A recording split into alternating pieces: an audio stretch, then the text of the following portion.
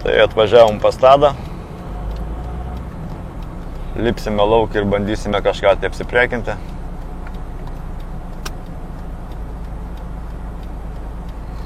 Žiūrėsime, ką jis mums gero pasiūlys.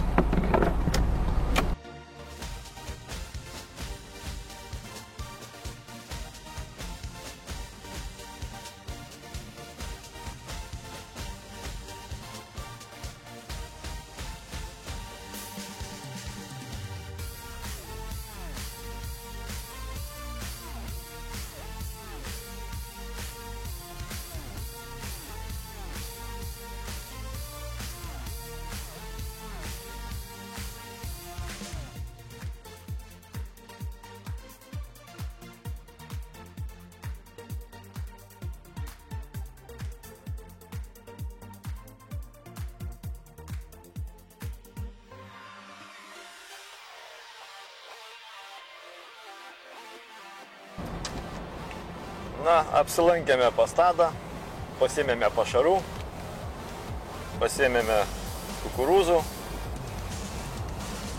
specialiai paruoštą žvejybai, kur reikia tik atsidaryti ir viskas.